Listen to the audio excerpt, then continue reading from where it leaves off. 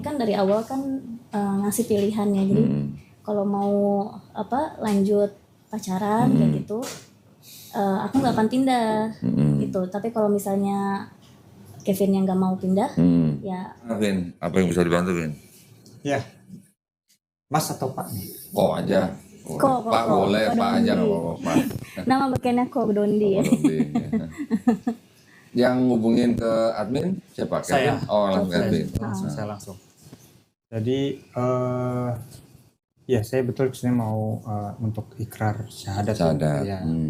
Dari agama sebelumnya? Kristen. Sebelumnya emang dari diajarkan dari lahir Kristen.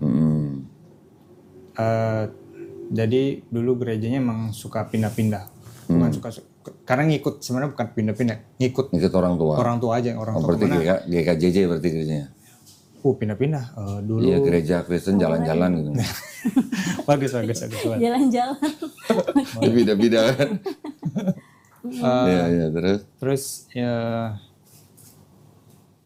sebenarnya mama, ibu tuh dulu Muslim, ikut papa. Waktu nikah masuk Kristen. Ya. Okay. Jadi sebenarnya waktu Lebaran ikut Lebaran. Oh gitu. Waktu masih kecil kan ya dapat duit juga tuh. Ya, jadi kalau Lebaran dapat duit, kalau Natal dapat duit. Dapat. Pintar juga ya. Tapi Natal jarang, lebih dikit malah. Oh, kalau Natal dikit. Iya, cuma kasih makanan doang. Iya. Datang buat makan doang. Kalau papa memang Kristen. Mama dulu Muslim, terus nikah sama papa masuk Kristen. Betul. Jadi berapa saudara, Kevin? 1. Anak tunggal? Betul. Widih. Tinggal di mana sih? Daerah mana? Sebenarnya saya asli Bogor. Oh, Bogor. Tapi sekarang ngekos di daerah Jakarta Pusat. Oke. Terus orang tua udah tahu belum Kevin mau masuk Islam? Jadi saya kan udah pacaran. Ya. Emang awalnya udah pengen serius. Mau nggak mau saya harus ngomong kan ke orang tua, dan orang tua di Manado sekarang kondisi. Oh, orang tua di Manado. Ya, jadi saat akhir Januari kemarin saya pulang untuk ngasih tahu. Udah ngasih tahu mau nikah. Ya mau serius. Mau serius. Terus? Dan saya bilang mau nikah. Oh iya bagus, silakan gini. Ya. Terus saya bilang iya tapi Kevin harus ngikut Reni gitu. Agamanya. Ya. Terus papa gimana? Papa apa mama? Papa. Papa diem. Oh, papa malah nggak ngomong apa? Nggak, jarang ngomong. Mama? Nah, jadi conversationnya sama mama. Oh, okay. Dia bilang, ya pilihan balik lagi ke kamu. Cuman dia bilang ya, mama kecewa. Oh ya udah. Tapi balik lagi pilihan ke Kevin kan? Iya. Okay. Oh ya udah. Berarti nggak ada ini ya. Ya udah. Ya berarti sebenarnya sih ya mereka menyerahkan semuanya ke Kevin. Betul. Ya berarti ya. Kalau ya balik lagi ke saya juga. Walaupun ujung-ujungnya kecewa. Iya, ya biasa lah orang tua. Tidak bilang tidak, tapi hanya bilang kecewa. Gitu. Iya, ya biasa itu normal lah orang tua. Reni sendiri udah pernah ketemu orang tuanya Kevin? Karena jauh, belum pernah ketemu, tapi udah telepon. Kalau Kevin sudah pernah ketemu orang tuanya? Udah pernah ke rumahnya juga. Tapi Kevin tadi kan bilang mau ikut Reni, mau ikut agamanya. Ya. Nanti kalau masih nikah sama Reni, kalau udah nggak nikah sama Reni gimana? Nggak kepikiran untuk sampai untuk nikah nggak sama Reni gitu. Oke. Nggak kepikiran nggak sama. Well, even. Maksud saya gini. Even ini worst case, mohon maaf. Even when she's not here anymore, waktu dia udah nggak mau sih wafat anggapannya. Iya. Kayaknya nggak akan pindah juga sih. Udah ngapain pindah lagi? Nah itu maksud saya. Ngapain pindah lagi kalau kayak enak kayak jalan rasa jalan ini aja. Nah justru maksud saya gitu. Menikah masuk Islam karena menikah tidak ada yang salah. Boleh saja, sah saja. Menikah baru salah satu jalan untuk masuk Islam. Salah satu jalan, kan banyak jalan untuk masuk Islam. Menikah adalah baru salah satu jalan masuk Islam. Dan tidak ada yang salah. Tapi maksud saya, setelah masuk Islam harus belajar Islamnya. harus menjalankan Islamnya, gitu maksudnya. Jadi jangan kita masuk Islam karena orangnya, Iya. ya, karena orangnya. Kalau karena menikahnya nggak apa-apa, tapi kalau karena orangnya, nanti kalau orang itu masih cantik, masih jadi istri kita, kalau enggak, kan kita nggak pernah Dalam tahu, rumah tangga ya. gitu ya. Kita nggak pernah tahu, jadi ya masih muda lah ya, kan Iya. masih muda, mungkin pikirannya masih taunya sekarang gitu loh. Yang sudah merasakan, kita bisa melihat orang tua saya juga bercerai. Siapa yang menyangka orang tua saya bercerai? Sudah Nggak ada yang sekian lama tahu menikah. Jadi kita tidak pernah tahu kita nanti di akhir hidup kita sama siapa, kita nggak pernah tahu. Iya. Karena itu makanya kita tetap harus menjalankan agamanya sesuai dengan kepercayaan kita. Bukan karena orangnya, tapi karena keyakinan kita gitu. Maksudnya gitu. Ya. Betul. Dan juga tadi saya nanya orang tua, bukan berarti Kevin harus izin sama orang tua untuk masuk Islam, enggak. Di Islam kita tidak perlu minta izin siapapun untuk beriman. Kita hanya minta izin kepada yang menciptakan kita, Allah Subhanahu wa taala. Masalah orang tua, karena mereka yang menghadirkan kita di dunia, ya berarti kan kita hanya memberitahu, ya, apalagi sudah dewasa kan. Kalau sudah dewasa kita hanya memberitahu. Kalaupun orang tuanya menentang, marah, kecewa dan sebagainya, kita boleh menjawab mereka, tapi harus dengan cara yang paling lembut, gitu maksudnya. Cara yang paling lembut maksudnya apa?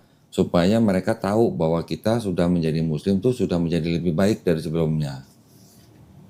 Itu tujuannya.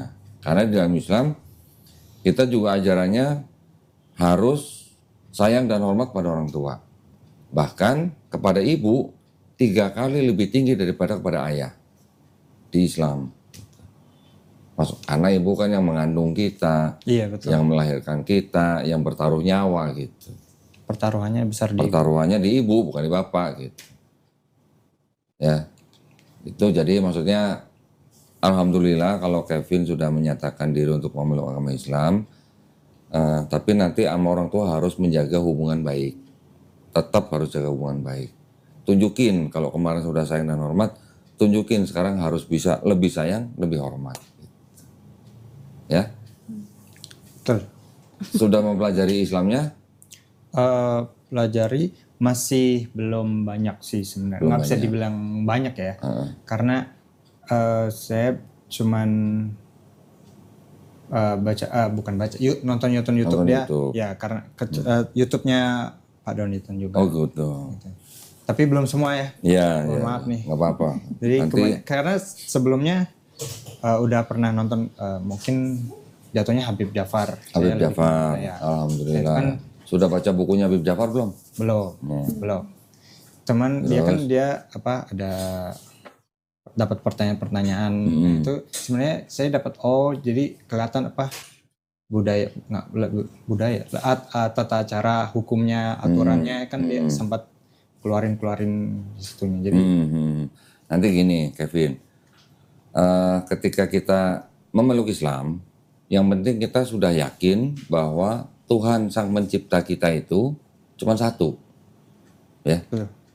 Allah Subhanahu Wa Taala Esa, oke, itu yang pertama, yang paling penting. Yang kedua, kita juga beriman bahwa Nabi Muhammad SAW adalah seorang utusan Allah. Itu adalah gerbang kita memeluk agama Islam. jalan pertama lah. Ya, gerbangnya itu adalah ikrarnya, gitulah, syahadatnya. Di dalam Islam kita mengenal rukun Islam, rukun iman. Nah, yang Kevin nanti harus pahami benar, ini tentang rukun imannya dulu. Rukun iman, kita pertama kali beriman kepada Allah SWT. Kedua, kita beriman kepada malaikat-malaikatnya. Ketiga, kita beriman kepada kitab-kitabnya. Keempat, kita beriman kepada nabi-nabinya. Ya, kelima, kita beriman kepada hari akhir atau kiamat. Keenam, kita beriman kepada qada dan qadar. Apa itu takdir? Oh, Orang tuanya suku apa? campur. Apa? Bapaknya? Manado, Sunda. Manado, Sunda. Bisa nggak milih lahir jadi orang Sunda atau jadi orang Manado? Ya kita kan tidak bisa betul. Nggak bisa. Nah, itu yang namanya takdir. Ya, kita sudah ditakdirkan, Reni juga sudah ditakdirkan, orang tua yang suku apa, saya juga begitu, lahir jadi orang sipit. Tapi di Islam kita tidak mengenal rasis, gitu. Ya, jadi pada intinya kita lahir menjadi manusia sudah ditakdirkan, umur kita sudah ditaker, rezeki kita juga udah ditaker, tapi ada takdir yang bisa kita usahakan gitu. Mau sukses kerja keras, mau pinter belajar gitu. Ya, tapi menjadi orang suku apa kita nggak bisa milih. Menjadi apa umur kita nanti berapa kita juga nggak bisa nentukan. Ya, itu rukun iman. Rukun Islam pertama kali bersyahadat, yang kedua sholat, yang ketiga zakat, yang keempat puasa, yang kelima naik haji jika mampu. Yang jika mampu cuma naik hajinya aja bukan sholatnya gitu ya. Ya, nah ini rukun Islam, ini rukun iman. Ini aja yang nanti sebagai gerbang kita belajar Islam lebih dalam lagi. Nanti belajarnya step by step. Kita nanti ada pembinaan. Tenang aja, setiap yang bersyahadat di sini tidak kita lepas begitu aja. Bahkan kita bina, udah sunat belum? Sunat? Belum. Nah, nanti kita juga sunatin. Nggak perlu ke mana, ke klinik atau ke rumah sakit. Tunggu aja di rumah. Kita kirim juru sunat ke rumah. Sunat di rumah. Nggak usah bayar. Gitu. Nanti setelah sembuh, belajar ngaji. Nanti kita kirim guru privat ke rumah. Belajar ngaji. Belajar apa, sholatnya gimana, diajarin. Sampai bisa baca Quran. Gitu. Ya. Kalau ada pertanyaan, jangan sungkan-sungkan. Tanyain ke kita aja.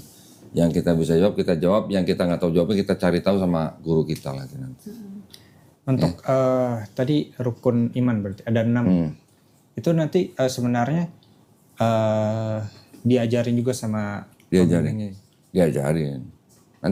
Nanti diajarinnya dari A sampai Z gitu. Ya, supaya Kevin bisa menjalankan Islam dengan kafah, dengan totalitas maksudnya. Oh. Nah, jadi dari mulai dari akidahnya, nanti fikihnya, semua diajarin.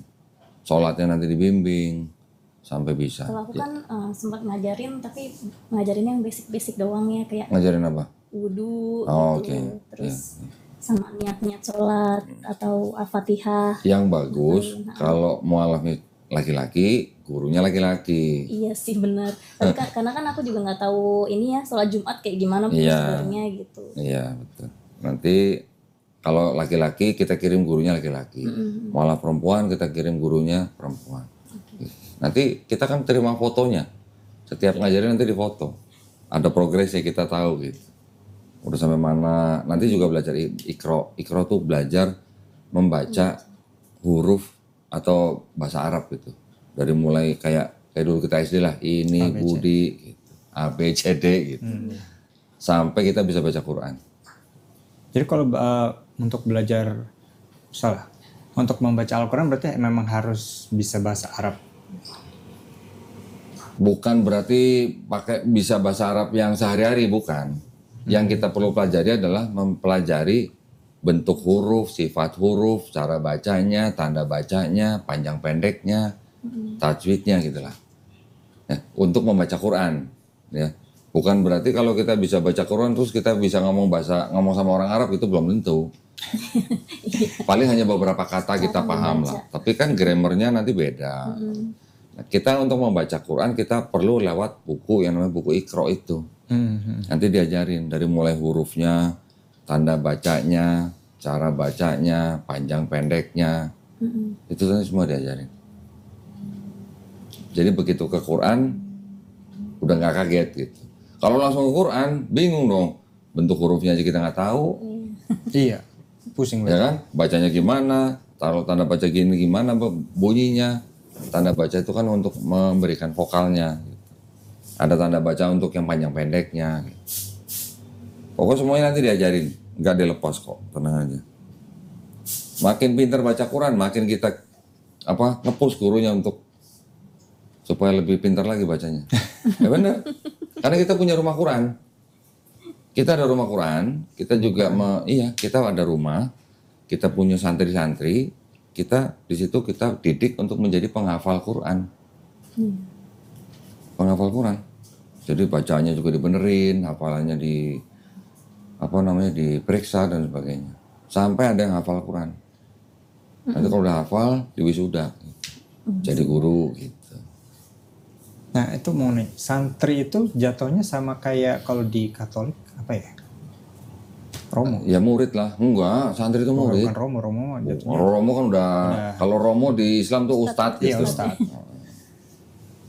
Oh dulunya gerejanya apa? Katolik atau Nah, Kristen. Protestan? Cuman Oh yang tadi tuh sekolahnya- GKJJ itu ya? sekolahnya di Katolik. Oh sekolah Katolik. Sekolah Katolik. Sekolah Katolik gerejanya Jadi GKJJ gitu. Ya. Jadi mau nggak mau kan kalau sekolah Katolik kan ada perayaan ya dengan cara Katolik lah. Jadi Ya. mau nggak mau lihat dan tahu oh kayak gini, oh kayak gini. Jadi Sekolahnya di mana dulu? Bogor. Kalau SD Regina Pacis, di SMP SMA Budi Mulia. Budi Mulia, Bogor. Yang dekat katedral itu. Oke, Katedral ya, Bogor ya, yang ya. dekat. Nah, Ya, saya ya, ya. dulu SD-nya. Gerejanya yang di GPIB yang kan ada istana tuh. Kan ada tiba-tiba muncul satu gereja nyempil Di dalam istana enggak? di Di pinggir luar? di luarnya. Oh, di pinggir. Di pinggirnya. Jadi seberang-seberangan sama SMA 1 Bogor. GPIB ya? GPIB. Iya ada. Pernah dipaksa nggak sama Reni suruh masuk Islam? Enggak ya? Sama enggak kan? Bukan dipaksa sih bahasanya. Oh, bukan dipaksa, ditantang. Diarahkan. Oh diarahkan. Dikenalkan Oh dengan dikenalkan. Kalau paksa terlalu kasar jatuhnya. Karena di Islam tidak ada paksaan. Ya. Islam tidak boleh memaksa orang untuk masuk Islam. Kita mengajak boleh, tapi nggak boleh memaksa. sebenarnya kan dari awal kan ngasih pilihan ya. Jadi kalau mau lanjut pacaran kayak gitu, aku nggak akan pindah gitu. Tapi kalau misalnya Kevin yang nggak mau pindah, ya nggak apa-apa, nggak usah lanjut gitu. Aku bilang Putus. gitu. Ya. Waktu awal-awal kan ya. Jadi sebelum semakin jauh ya mendingan nggak usah dilanjutin gitu. Iya, benar. Tapi kan itu kan pilihan Kevin kan. Benar, buat benar. ini. Iya. Karena memang semua agama yang ada di Indonesia, semuanya melarang nikah beda agama. Termasuk Kristen Katolik. Ya, Semuanya. Sebenarnya pertimbangannya bukan karena beda agamanya itu sih, bukan karena secara hukum itu juga mungkin iya, tapi alasannya juga karena ya nggak mau Iya. paksaan gitu, jangan karena maunya sama aku akhirnya dia pindah, tapi dia harus mempelajari dulu karena kan banyak kasus nanti pas lagi di tengah-tengah terus balik lagi ke agama yang sebelumnya gitu, aku nggak mau kayak gitu. Betul. Banyak terjadi begitu. Bolanya bolak-balik begitu. Bisa. Ya namanya di Indonesia kan bukan negara yang menjalankan syariat agama tertentu, ya kan? Indonesia kan negara sekuler. Jadi ketika orang diberikan hak untuk memeluk agama pilihannya, ya kapanpun dia bisa ganti-ganti gitu. Tapi kan untuk mengganti keterangan agama di KTP kan ada syaratnya. Syaratnya apa? Ada surat keterangan dia pindah agama dari instansi tertentu gitu. Masuk Kristen ya harus ada surat baptis atau apa, masuk Islam ada sertifikat mualaf, baru dia bisa ganti keterangan agama di KTP. Beda sama di Malaysia mungkin. Malaysia orang masuk Islam bisa, tapi keluar nanti dulu prosesnya panjang gitu. Oh ada proses. Gak boleh gitu, ada prosesnya panjang. Belum lagi nanti di negara, setiap negara kan beda-beda lah ya. Tapi maksudnya gini, tidak hanya agama yang melarang nikah beda agama, tapi negara juga melarang nikah beda agama. Ada Undang-Undang Nomor 1 Tahun 74, nggak boleh nikah beda agama. Ya, jadi memang negara melarang, agama juga melarang. Yang mau nggak mau pilih salah satu. Nah, sering kejadian begini, misalnya cowok Kristen, ceweknya Islam. Untuk menikah, si cowok pura-pura masuk Islam. Itu dia. Setelah menikah, mungkin berapa bulan, atau mungkin ada berapa tahun, atau mungkin sudah punya anak, baru dia balik ke Kristen lagi. Istrinya diancam, mau ikut suami nggak, kalau nggak ikut cerai. Nah, yang begitu sering, banyak juga yang begitu. Saya sering dengar kasus begitu gitu. Nanti bahkan udah belasan tahun, udah ikut Kristen, nanti giliran pisah, si istrinya balik Islam. Ada yang begitu. Datang ke sini, anaknya udah 17 tahun, udah 17 tahun masuk Kristen, balik lagi ke Islam. Ya ada aja begitu. biasanya kadang kan itu karena faktor dari keluarga ya. Ya. Ada yang narik lagi gitu. Iya. Nah, masalahnya ya namanya keluarga. Ketika dengar anaknya pindah agama, belum semua keluarga bisa menerima. Gitu. Betul. Ya, kenapa alasannya? Karena itu adalah agama keluarga gitu. Gak boleh ada yang beda gitu. Padahal di tempat-tempat kita di seluruh Indonesia banyak juga satu rumah, satu keluarga, beda-beda agama juga nggak apa-apa.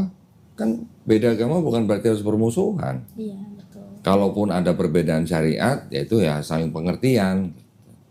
Misalnya yang ini nggak boleh makan babi, yang ini jangan sengaja. Saling menghormati aja gitu harus. Toleransi aja gitu ya. Iya. Nah itu yang kadang-kadang memang tingkat penerimaannya di setiap keluarga di Indonesia belum merata. Iya, betul. Makanya ketika ada anaknya pindah ke agama lain, orang tuanya marah, diusir, dicoret dari harta waris gitu misalnya. Yang keluarga Islam juga begitu, ada juga yang begitu, anaknya murtad, dicoret dari harta waris misalnya juga, ada juga. Jadi ya Kompleks ya. kita harus dewasa, memang harus dewasa. Dewasanya dalam arti beda agama bukan berarti bermusuhan. Beda agama bukan berarti nggak bisa satu rumah. Bisa, tetap bisa. Asal saling menghormati gitu. Karena kan agama keyakinan ya. Iya. Yang Keyakinan dengan- pribadi, hak asasi. Iya. Agama tuh hak asasi gitu misalnya. Dan haknya warga negara Indonesia dijamin oleh Undang-Undang Dasar 1945 pasal 29 ayat 2. Setiap warga negara. Jadi orang tua juga nggak boleh larang sebenarnya. Nah, cuman kalau orang tua bilang kecewa atau apa ya itu wajar lah orang tua. Tapi kalau misalnya ada effort buat kayak mencegah orang untuk pindah agama atau apa gitu, itu nanti ada hukumnya gitu nggak sih? Menasehati. Kalau hanya dalam taraf menasehati nggak apa-apa. Menasehati ya. Tapi kalau sampai melarang, apalagi sampai menyekap, Gitu ya. ya ada yang disekap kan, ada yang disekap, bahkan Maksudnya? disekap di rumah nggak boleh keluar. Bolehin keluar. Orang anaknya mau pindah agama ini sama orang tuanya disekap di rumah, di rumahnya sendiri nggak boleh Ini keluar. maksudnya kasus beneran. Beneran ini loh. Niat ya. Beneran ini beneran banyak, masih ada yang begitu. Satu keluarga anaknya masuk Islam, orang tuanya nggak terima, anaknya disekap dalam rumah sendiri. Ini banyak terjadi. Bahkan di daerah timur ada yang sampai anaknya dipasung. Dipasung. Bener dipasung. Karena dia nggak boleh keluar gitu. Nah itu yang bisa dikenain hukum gitu. Iya, itu bisa dikenain hukum karena itu melanggar Undang-Undang Dasar 1945 pasal 29 ayat 2. Gitu. Orang tua sendiri pun nggak bisa melarang anaknya yang sudah cukup umur ya maksudnya ya, yang sudah punya kedudukan di mata hukum untuk memilih dan menjalankan agamanya, orang tua nggak bisa larang. Iya. Bahkan kita sampai menyediakan pengacara kalau sampai ada orang tua yang nuntut anaknya sendiri. Nanti ada lagi misalnya mualaf. Karena misalnya mereka sudah menikah. Salah satu masuk Islam. Kan dalam hukum agama itu udah batal secara agama. Ya kan? Gitu. Cerai maksudnya. Berarti harus cerai kan? Nah, kita pun menyediakan pengacara untuk mualaf kita mengurus perceraian itu. Sampai begitu kita. Jadi kita membantunya baik dari sisi agamanya juga dari sisi hukumnya juga. Juga dalam pembinaannya. Jadi istilahnya kita ngasih paket komplit gitulah. Sampai segitunya ya di sininya. Ya. Sampai begitunya. Karena namanya kita juga pembinaan mualaf. Namanya aja Yayasan Pembina Mualaf. Ya berarti ketika ada orang mualaf ya kita harus bantu sampai All in dia ya. benar-benar 100%. jadi muslim yang all in gitu, yang kafah gitu maksudnya. Yang butuh bantuan pembinaan kita sediain, yang butuh bantuan kesehatan kita sediain atau sunat kita sediain, butuh bantuan hukum kita sediain, butuh bantuan ekonomi ya kita juga sediain tapi sekedarnya. Bukan yang saya perlu rumah di rumah gitu. Butuh Kalau mobil. Hanya kalau masih beneran saya juga mau. udah kita duluan kalau Kecilin dikit mobilnya motor. Oh mobil, udah kita duluan ya. Artinya bantuan ekonomi yang kita kasih itu adalah bantuan yang untuk bertahan hidup, gitulah. Ya untuk makan, untuk tempat tinggal. Tempat tinggal kita bisa sediain kalau sampai si mualaf ini diusir dari rumah. Usir ya banyak yang kayak gitu. Banyak yang diusir, Diusir ya? banyak. Kita sediain tempat untuk mereka tinggal sementara. Saya nggak perlu takut diusir sih. Enggak lah. Udah beda pulau. Kalau sudah di luar pulau, udah gitu udah kerja, sudah mapan, orang tua biasanya udah nggak bisa apa-apa. Tapi ada yang begini, ini cerita aja ya. Anak perempuan seumuran Reni lah, kerja di luar kota. Dia asalnya dari Batam, orang tuanya kerjanya di Pekanbaru. Jauh. Ya lumayan ya. Tapi ketika kerja di Pekanbaru, setelah sekian tahun dia pacaran, begini, akhirnya dia mau masuk Islam, si perempuan ini. Terus akhirnya setelah masuk Islam, dia sudah syahadat, dia kasih tahu orang tuanya disuruh pulang ke Batam. Dia pulang, sampai di rumah, disekap di rumah. Nggak boleh pulang lagi. Nggak boleh balik ke Pekanbaru, gitu kan, dia kerjanya di Pekanbaru. Akhirnya dia bisa hubungin cowoknya, dia juga hubungin saya, gitu. Akhirnya kita koordinasi, ada teman-teman kita datang ke rumah orang tuanya, mediasi baik-baik, ngomong baik-baik, bukan digerebek, bukan. Maksudnya Akhirnya kesel, digerebek. enggak. Buka pintu. Yang datang ke situ juga ada orang yang paham hukum dong. Kita juga harus kirim pengacara, ngobrol baik-baik. Ya sudah, orang tua baru sadar nih. Oke, dilepas anaknya kembali ke Pekanbaru. Baru seminggu di Pekanbaru, orang tuanya nyusul. Si anak dibawa ke gereja. Ya, dibawa ke gereja untuk ngobrol sama pendetanya. Maksudnya untuk dinasehatin lah. Itu masih nggak apa-apa, masih nggak melanggar hukum. Tapi ketika dibawa ke gereja itu, si mualaf itu, dia kan sambil WhatsAppan nama saya ini. Terus akhirnya dia telepon, cuman saya bisa dengerin pendeta itu ngomong. Oh, Iya. Kalau pendeta ngomong apa, saya kasih ayatnya gitu lah. Lama-lama ketahuan sama pendetanya, kamu lagi ngomong siapa gitu. Matiin, saya gak ada urusan sama dia gitu, matiin. Jam 7 malam ke gereja, jam 11 malam akhirnya baru saya dapat kabar lagi kalau malam itu ternyata dia sekap lagi. ya bukan disekap, maksudnya ditahan lah, nggak boleh keluar dari gereja itulah. Saya koordinasi dong sama teman-teman di Riau, ada di Pekanbaru, juga ada teman-teman wartawan. Wartawan di depan gereja udah pegang handphone udah begini. Nah, saya hubungi teman saya, mualaf juga, dulu mantan pendeta, dia hubungin temen yang pendeta yang senior ini hubungin pendeta gereja itu. Itu di depan gereja sudah ada wartawan, kalau kamu nggak keluarin masuk berita nanti. Akhirnya dilepaskan, tapi masih dipegang sama orang tuanya untuk dibawa pulang ke Batam lagi. Sempat terjadi lah tarik-tarikan gitu lah. Sampai akhirnya dimediasi, lepas orang tuanya pulang ke Batam. 2 bulan kemudian, saya dikirimin foto sama si mualaf perempuan ini, dikirimin foto. Ternyata perempuan ini sama suaminya, sama ibu perempuannya sudah jalan-jalan di Danau Toba. Sudah akur, gitu maksudnya. Alhamdulillah. Itu happy ending. Ya. Tapi juga ada yang nggak happy ending juga ada. Gitu. Nah, ketika ada yang nggak happy ending, nah itulah kita bantu. Ya kita bantu supaya happy ending gitu loh maksudnya. Iya. Jadi ke orang tuanya juga bukan berarti kita terus melakukan hal-hal apa gitu, enggak. Kita justru melakukan pendekatan bahwa memilih agama itu adalah hak asasi setiap warga negara. Jadi orang tua pun nggak bisa melarang gitu. Ya, ini juga masukan buat Kevin. Nanti kalau misalnya ada yang tanya, saudaranya atau siapalah ya, saudara keluarga besar kan belum tentu kan, pasti juga nanti ada yang mempertanyakan gitu pasti. Ini aja yang tahu paling cuman orang tua. Orang tua. Teman-teman nggak ada, paling teman Ican yang gitu. Beberapa teman aja sih. Beberapa Nah, teman. kalau misalnya pindah itu apakah memang harus diumumkan atau Nah, iya benar. tidak Gini. harus? Gini ya, kalau tinggal di hutan nggak perlu diumumin.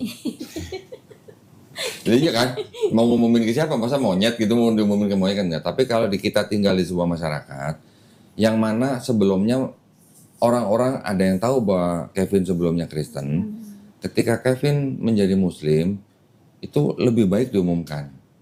Kenapa? Kalau ada apa-apa dengan Kevin, Kevin sudah menjadi tanggung jawab umat Islam.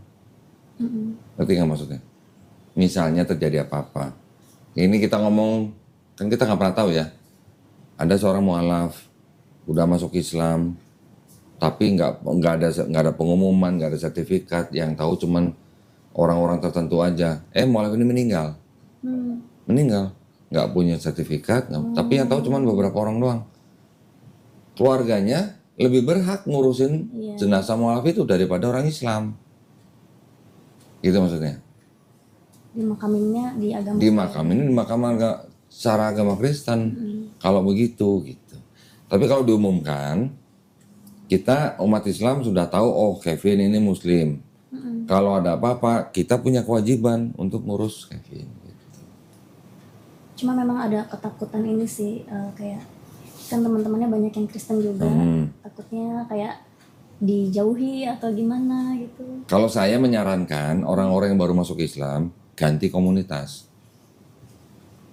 Sebisa mungkin ganti komunitas gitu. Ya. Iya. Kalau kita tetap di komunitas lama, ada resikonya. Ya memang bisa bermata dua ya, maksudnya dengan kita masuk Islam kita bisa mengajak mereka, tapi kalau kita nggak ganti komunitas, mereka juga bisa mengajak si mualaf untuk balik ke agama lamanya. Itu juga ada yang terjadi, yang begitu. Jadi sebaiknya ya tetap menjaga, istilahnya ya jaga hubungan aja, bukan berarti dekat dengan komunitas lama, tapi kalau bisa cari komunitas baru. Komunitas baru ini begitu gampang kalau di dalam Islam. Tinggal masuk ke dalam sebuah masjid, ikut sholat, ikut pengajian di masjid, udah dapat komunitas baru. Gitu. Begitu ikut pengajian udah dapat komunitas baru, gitu kan? Gitu. Mudah. Jadi kalau memang nanti ternyata memang kejadian gitu, itu memang udah resiko gitu ya? Udah resiko. Dan jangan juga terlalu takut apa yang belum tentu terjadi gitu. Kita khawatir, kita mungkin mikir oh ini nanti bakal begini-begini, ya boleh-boleh saja, tapi belum tentu itu terjadi. Jadi Overthinking. Banyak yang begitu. Gen Z. Banyak yang begitu gitu. Nah, kalau Gen Z ya mungkin ya. Belum tentu terjadi gitu. Kita yang sudah berapa ngatasin begitu banyak. Kita yang udah ngatasin berapa banyak kasus, oh enggak ternyata begini aja. Gitu. Bahkan yang sudah terjadi sekalipun seperti yang perempuan di Pekanbaru itu, akhirnya dalam waktu 2 bulan udah akur, alhamdulillah. Kalau teman-teman kan sifatnya kan nggak bisa, nggak boleh marah-marah. Iya. Temennya mau milih agama lain, masa mau marah-marah, haknya apa gitu, nggak ada hak apa-apa. Keluarga aja nggak bisa. Keluarga aja nggak bisa melarang gitu, apalagi temen. Marah sih enggak, mungkin lebih ke ngejauh mungkin. Iya terus kalau mau dijauhin kenapa? Ya resiko. Kita tinggal cari teman yang lain banyak kok gitu. Nggak ada masalah harusnya. Berarti kalau dalam kondisi dan situasi seperti Kevin ini mah sebenarnya nggak masalah kalau ditayangin di YouTube ya harusnya. Kalau sebenarnya saya nggak masalah, cuman mungkin setelah mungkin setelah menikah. Jadi pengen setelah nikah berlangsung bareng. Oh. Beritanya Mau menikahnya kapan? Minggu depan? Besok sih. Bulan depan. Oh bulan depan, oke. Sebenarnya sih setelah menikah atau sebelum menikah, dengan melihat apa kondisi Kevin dan orang tua, apalagi sudah mandiri dan segala macam sih, nggak ada yang perlu ditakutin gitu dengan ditayangin di YouTube gitu. Kalau cuma komunitas maya itu mah urusan kecil lah itu mah. Cuma yang mungkin pertimbangannya kan masih belum menikah nih, takutnya nanti ada kejadian-kejadian apa gitu. Jadi mendingan beritanya sekaligus gitu. Sekaligus, ya itu juga boleh, itu lebih baik. Jadi sekalian big news. Ya big news. Big news. Apa headline gitu ya? Headline. Ya udah kalau gitu, kalau memang sudah mantap, alhamdulillah, jangan dilama-lamain, kita segerakan. Iya. Nanti kalau mau setelah sadar kita mau ngobrol lagi boleh, bebas, ya. Kevin duduk sini, Oh, iya. kita siapin dulu.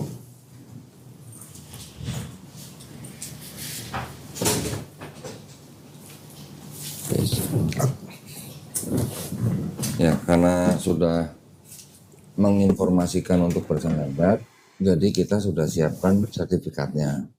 Nah, sertifikat ini nanti sangat diperlukan ketika Kevin harus mengurus penggantian agama di KTP.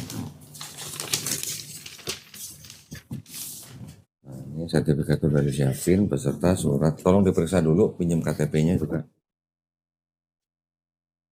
Bawa KTP? Bawa.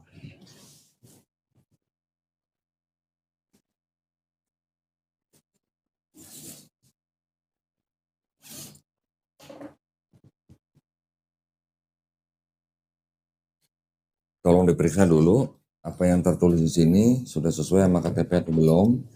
Kalau ada yang salah kita masih bisa perbaikin sekarang. 403. Benar.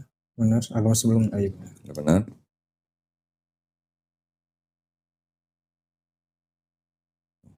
Yang ini juga tolong dibaca.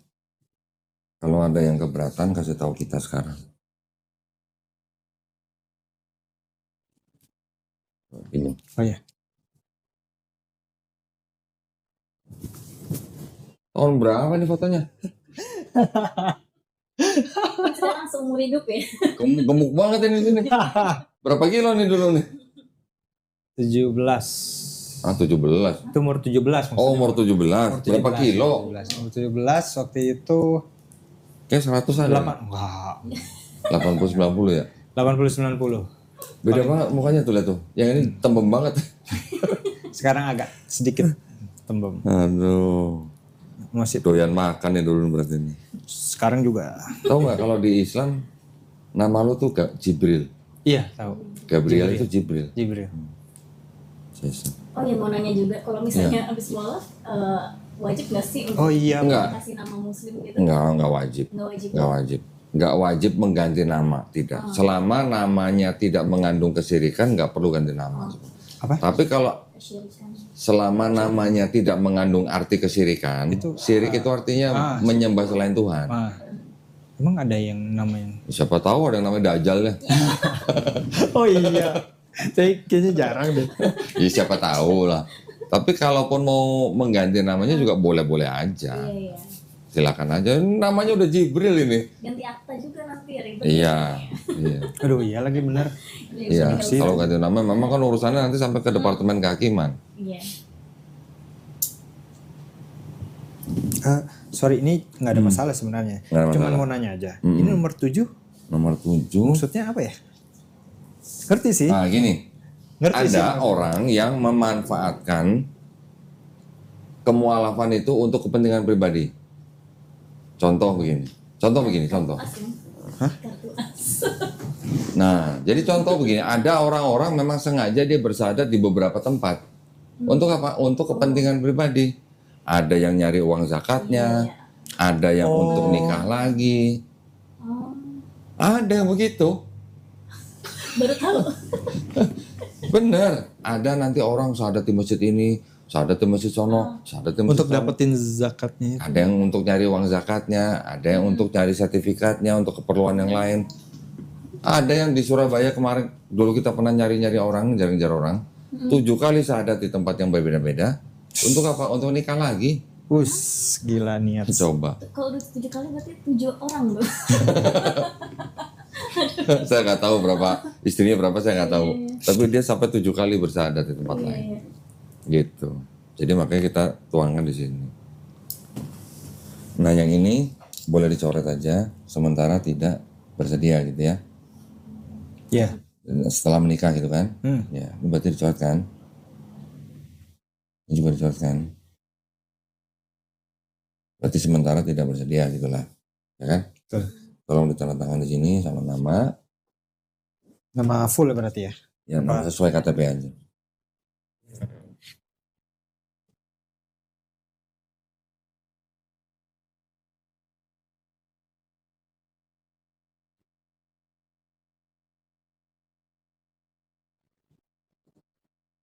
Ya, sekarang ini saya simpan dulu.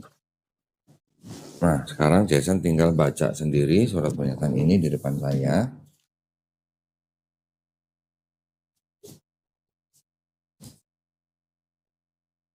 Ya. Yang dibaca ini aja, pernyataan memeluk agama Islam, ya, terus sampai surat Ali Imran 19, dengan ini saya nama Kevin, langsung agama sebelumnya aja Kristen, dengan ini langsung 2 kalimat syahadat, baru kita nanti membaca 2 kalimat syahadat. Tapi sebelumnya saya sebelum Kevin membaca ini, saya ingin bertanya kepada Kevin, apakah saudara Kevin Gabriel Jason ini menyatakan diri untuk memeluk agama Islam itu atas kemauan sendiri atau ada paksaan dari orang lain? Tidak. Kemauan sendiri. Oke. Yang kedua, tadi sudah dengar ceritanya orang tua ya. Berarti tadi maksud saya bukan berarti kita harus minta izin ke orang tua, tapi kita tetap harus menghormati orang tua, ya. Kita nanti kalau misalnya dimarahi orang tua, kita harus tetap jawab, tapi harus dengan cara yang paling lembut, ya.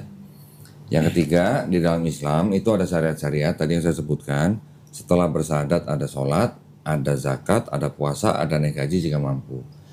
Apakah Kevin berjanji untuk berusaha sebaik-baiknya menjalankan syariat-syariat tersebut? Janji. Alhamdulillah. Baik, kalau udah siap, silakan dibaca dari sini ya pernyataan sampai nanti kita sampai di 2 kalimat ini. Jadi 1, 2, 3 Ya, ini nama sampai sini terus ini sampai 2 kalimat syahadat, baru kita bersyahadat. Ya, kalau udah siap silakan. Oke. Pernyataan memeluk agama Islam, sesungguhnya agama yang diridhoi di sisi Allah hanyalah Islam. Surah Ali Imran ayat 19.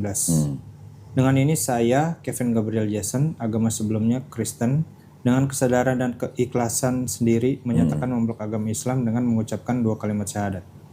Sekarang Kevin jabat tangan dengan saya, ikuti 2 kalimat syahadat yang akan saya ucapkan. Kemudian kita nanti lanjutkan dalam terjemahan bahasa Indonesia. Ya, Bismillahirrahmanirrahim. Bismillahirrahmanirrahim. Asyhadu alla ilaha illallah Illallah wa asyhadu wa ashadu anna anna Muhammadan Muhammad dan Rasulullah. Aku bersaksi tiada Tuhan selain Allah, dan aku bersaksi Nabi Muhammad adalah utusan Allah. Alhamdulillah sah. Kevin sudah muslim, sudah menjadi saudara saya dalam satu iman. Amin. Ya, mudah-mudahan istiqomah. Ya. Alhamdulillah. Baik, nah ini tolong ditanda tangan di atas materai, terus nama juga.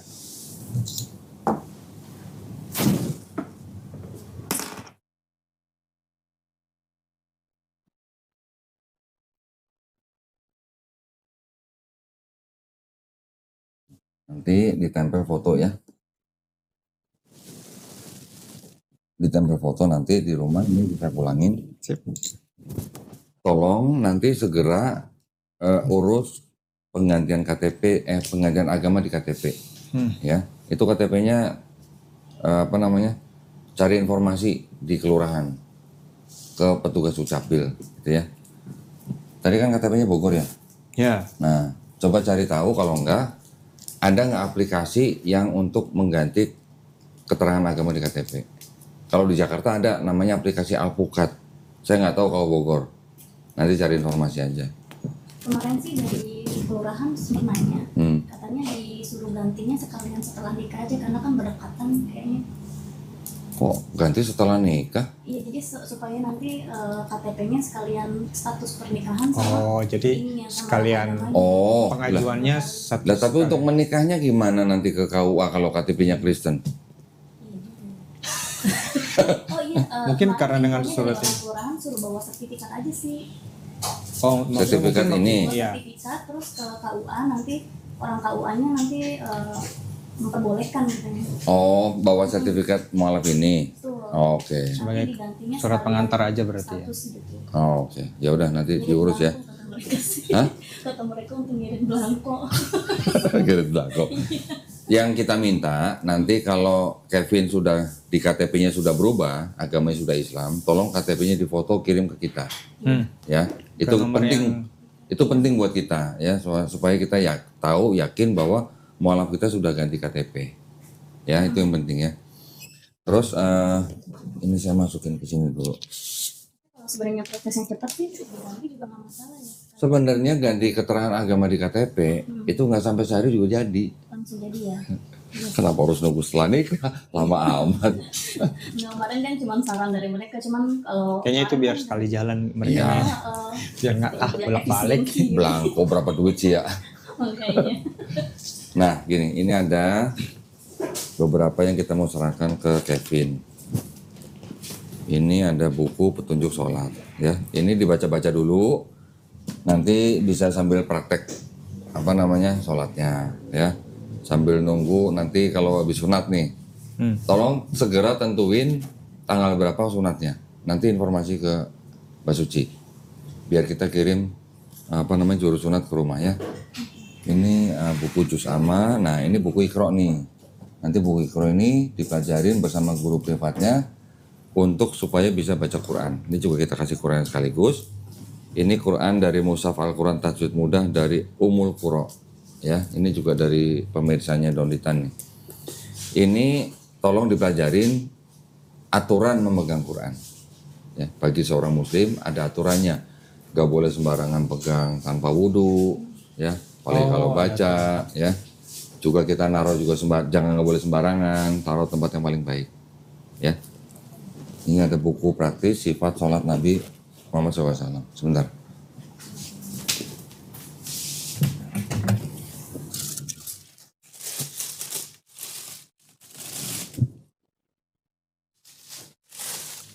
Nah ini ada sejumlah uang. Ini yang disebut dengan uang zakat, ya. Karena orang yang baru masuk Islam itu memang salah satu dari 8 kelompok orang yang berhak menerima zakat. Ya, tolong diterima aja, jangan dilihat jumlahnya. Ini hanya bentuk kepedulian kita aja buat orang-orang yang baru masuk Islam. Oke. Nah ini sarung nih, sarung dari BHS Tech, sarung Atlas, cocok nanti kalau buat habis sunat. Ya. Kita juga kasih sajadah yang ada contekannya. Dulu sekolah nyontek ya? Oh, Sering. ya. Ini kita kasih sajadah ada contekan bacaan sholatnya. Jadi ketika habis baca buku itu, prakteknya pakai sajadah ini, kalau belum hafal bisa sambil baca ini. Ini ada gerakan-gerakannya. Ya. Jadi emang selama itu kita baca tuh sebenarnya nggak ada masalah. Nggak apa-apa. Sambil ketika belajar ya. Iya. Sholat itu kan sehari 5 kali. Sehari 5 kali seminggu masa nggak hafal-hafal gitu. Pasti cepet hafal. Kalau kita sehari melakukannya 5 kali. Ini juga ada sajadah tambahan. Ini sajadah yang tebal nih ya. Ini bagus nih. Ya tolong diterima semuanya. Baik, terima kasih. Sama-sama. Nanti pokoknya komunikasi dengan admin untuk menentukan jadwal sunat ya. Yang pertama-tama sunat dulu nih. Ini semua saya masukkan sini ya. Samping. Jangan lupa ditempel foto terus dilaminating sertifikatnya nggak rusak ya. Ini tolong bawahnya yang bener, jangan ditaruh di bawah. Ini ada Qurannya.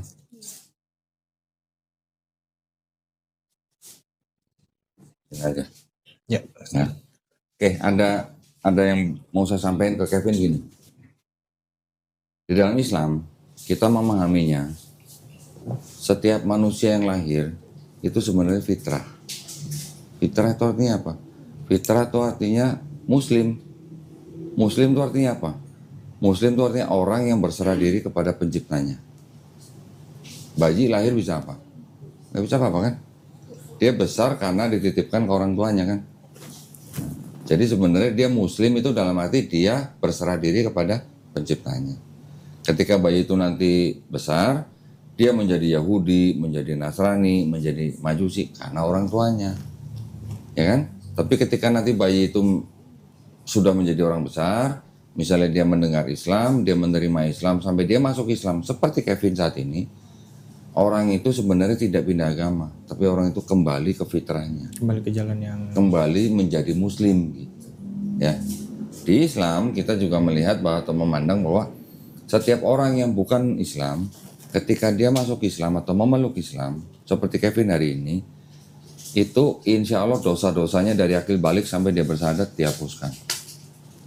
Tapi kebaikannya dari akil balik sampai dia bersyahadat tetap dicatat sebagai kebaikan. Dosanya dibuang, kebaikannya dicatat. Ya, berarti sekarang Kevin menjadi orang yang nggak punya dosa. Dosa saya sama Reni mungkin lebih banyak kita daripada dosa dia ya. Bener. Di Islam tuh begitu. Ketika ada orang mau memeluk Islam, dosanya 0. Balik lagi ke 0 kata gitu. Argonya gitu balik ke 0 gitu. Berarti kalau yang tadi 7 kali syahadat tuh balik lagi 0 terus. Kalau itu mau udah lain cerita itu. itu udah malah nambah itu dosanya. Ya, jadi karena Kevin sekarang nggak punya dosa, tolong doain kita semua. Doain Reni, doain saya, doain teman-teman, doain juga yang nonton, supaya kita semua menjadi orang Islam yang istiqomah. Istiqomah itu artinya konsisten. Dan insya Allah kita menjadi orang Islam yang husnul khotimah. Husnul khotimah itu artinya mati dalam keadaan muslim, mati dalam keadaan baik, gitu ya. Itu aja permohonan kita ke Kevin, tolong doain buat teman-teman juga yang lain yang sedang dalam kesulitan supaya dimudahkan, yang belum punya keturunan diberikan keturunan, yang sakit disembuhkan dan sebagainya. Ya, ini orang nggak punya dosa nih. Jadi doanya insya Allah lebih cepat dikabulkan. Amin. Ya, baik kalau gitu, saya mengucapkan terima kasih ya yang sebesar-besarnya buat para pemirsa atas perhatiannya. Mudah-mudahan kesaksian kita ya yang menyaksikan saudara Kevin Gabriel Jason ini memeluk Islam juga menjadi amal pahala buat kita ya. Amin ya rabbal alamin. Buat para pemirsa yang ingin membantu perjuangan dakwah kami, dipersilakan untuk mengirimkan ke Bank Muamalat dengan nomor rekening 3030 300 atas nama Yayasan Garda Mualaf Indonesia, dan insya Allah partisipasi para pemirsa diterima di sisi Allah SWT sebagai amal jariah ya. Amin ya rabbal alamin. Baik kalau gitu kita pamit undur diri. Insya Allah kita ketemu di konten lainnya. Akhir kata wabillahi taufiq wal hidayah. Wassalamualaikum warahmatullahi wabarakatuh. Sekali lagi selamat ya Kevin ya. Nanti jangan sungkan-sungkan kalau ada yang nggak tahu tanyain dalam belajar Islam. Siap. Ya. Ini tolong diterima. Mau nanya terakhir. Boleh. Terakhir. Jadi sebenarnya waktu ngobrol sama mama tuh sabar. Satu kali nih, satu. Udah. Lu juga nggak apa-apa kan? Harus benar-benar yakin. Bener ya. Lupa. Bukan sebenarnya bukannya. Jadi kayak jadi lebih kayak menanyakan balik gitu. Jadi waktu kita cerita mau pindah, menikah dan pindah, dia tuh mau bilang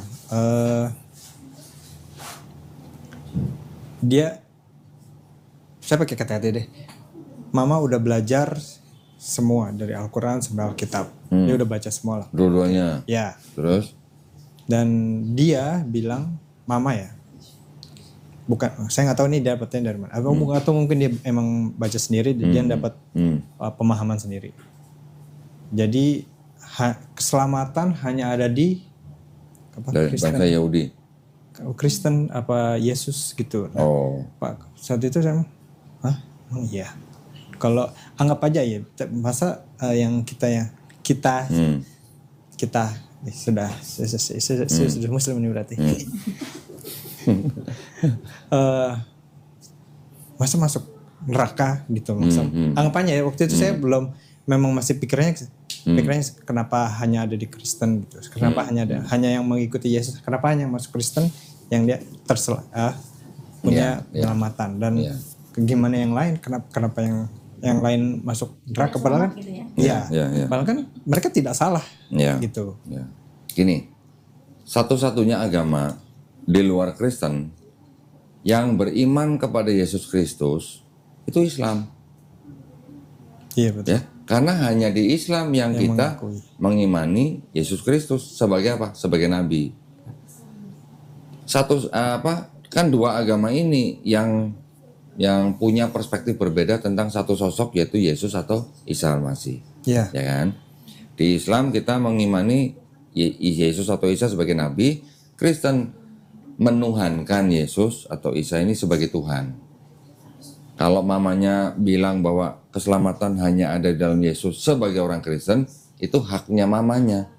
Itu hak yang penuh ya buat mama Kevin. Kita sebagai orang Islam, kita beriman Nabi Isa hanya sebagai nabi. Saya cuma pengen ngajak Kevin berpikir begini. Kan kerja kan, udah kerja kan. Kalau orang udah kerja kan biasanya tahu yang namanya belajar manajemen kan. Manajemen itu kan ada manajemen risiko kan.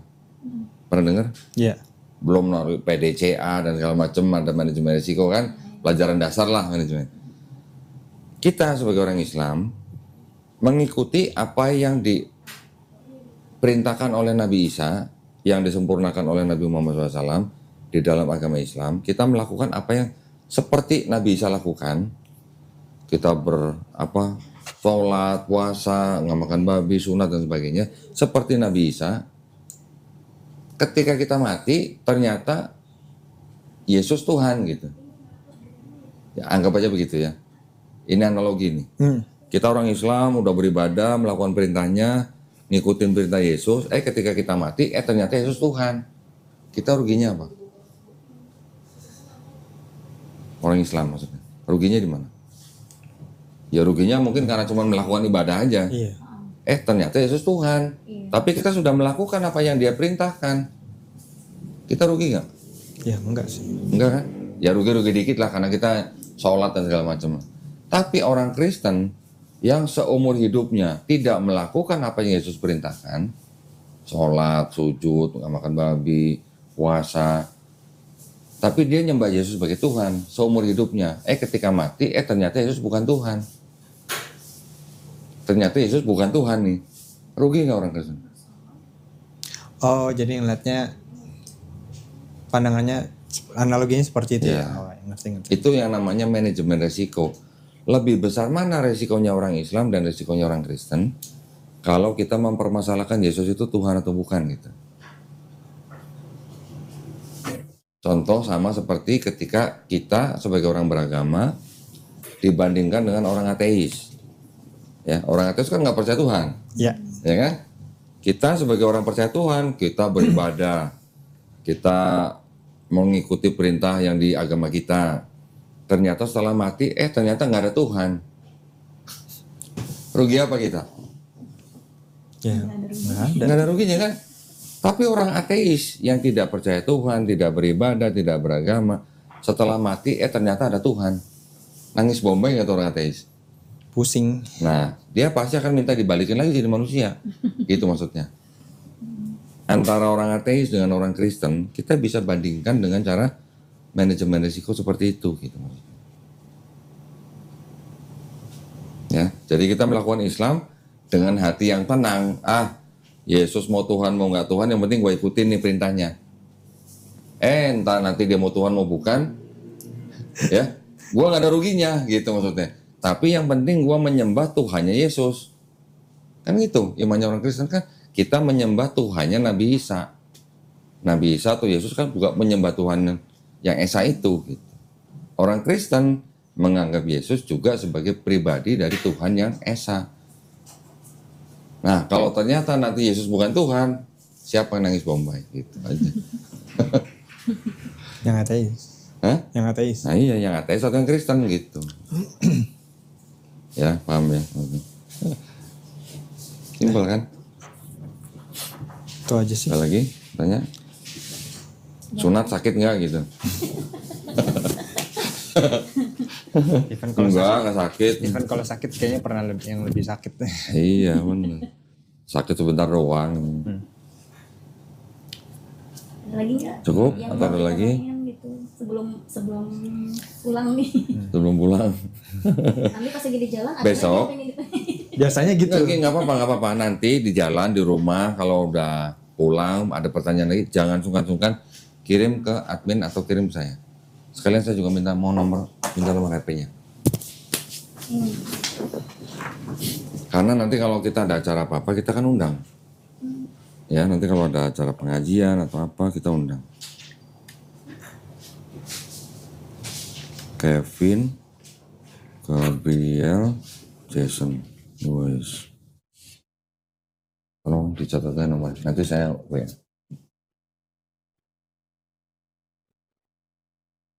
Sip. Ya.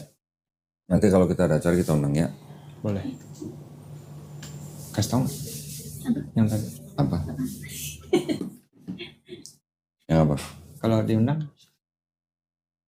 Oh, mau ngundang kalau nikah? Ya nggak apa-apa.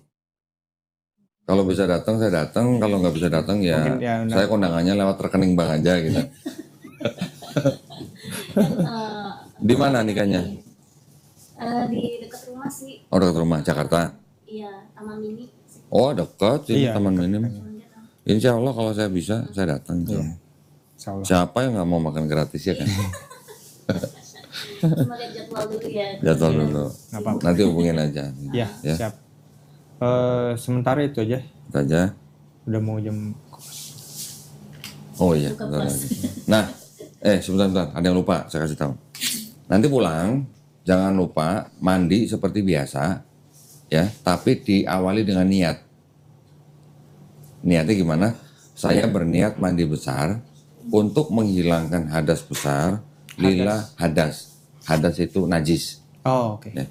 Saya berniat mandi besar untuk menghilangkan hadas besar, lillahi ta'ala. Udah cukup. Terus mandi seperti biasa. Niatnya dalam hati aja, nggak usah diumumin. Gitu. Ini kan baru bersahadat. Kalau baru bersahadat kan sebelumnya pasti punya najis-najis yang apalah istilahnya. Kita nggak tahu. Nah makanya kita minta mandi besar sebelum belajar sholat. Sebelum belajar baca Quran. Di Islam setiap orang yang junub itu artinya misalnya contoh suami istri habis hubungan atau wanita habis datang bulan itu namanya junub. Itu setelah bersih wajib mandi besar atau mandi junub gitu ya. Nanti habis mandi baru belajar wudhu, pokoknya baca aja lah apa yang kita kasih. Oke. Kalau punya pertanyaan jangan sungkan-sungkan tanyain. Nanti saya WA. Ya, nanti saya WA. Kalau ini kan kalau kata orang ya, lagi habis syahadat, argonya udah mulai jalan gitu. Iya, Nah iya. itu kan nanti kewajiban buat sholatnya tuh berarti Gi- setelah gini. maghrib kan? Iya, gini. Sebentar ya. Kan yang namanya orang baru masuk Islam, tentunya perlu waktu belajar kan. Iya. Ketika orang baru belajar, ya kita mengikuti argonya, kita jadi jamaah dulu gitu. Ya, kan udah wajib sholat nih. Wajib sholat, ketika masuk jam sholat, ikut sholat di masjid. Kan tinggal ngikutin doang gerakannya, ya kan? Ketika misalnya imam sedang baca, kita sedang mendengarkan, kita cukup membaca subhanallah, subhanallah, subhanallah. Udah cukup.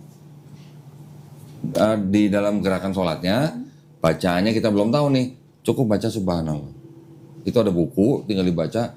Kalau sudah baca semua, sudah paham, insya Allah pasti ngerti. Gitu.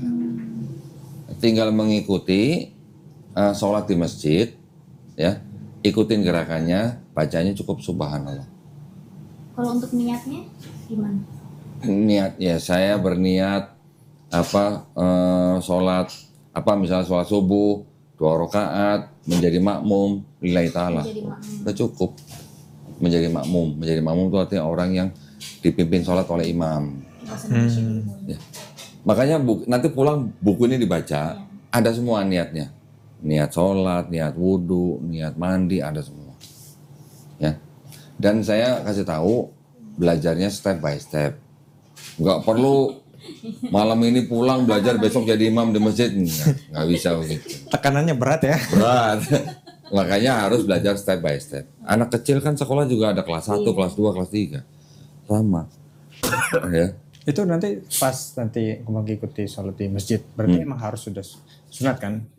Enggak juga. Belum sunat nih. Boleh sholat di masjid boleh, cuman harus jaga kebersihan. Ya wudhu gitu.